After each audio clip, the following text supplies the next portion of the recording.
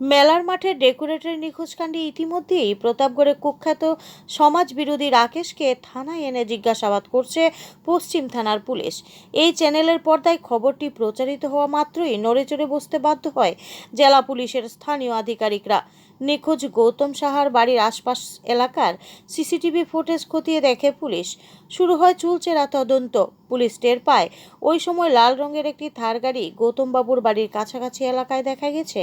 এরপরই রাকেশকে তুলে আনা হয়। এই খবরে চাঞ্চল্য তুঙ্গে।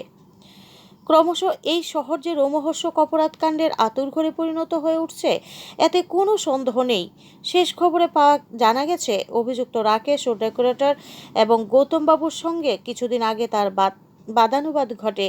এর পরিণতি হিসেবে কি গৌতম বাবুকে গুম করে ফেলা হয়েছে, সেটাই এখন খোঁজার চেষ্টা করছে তদন্তকারী পুলিশ।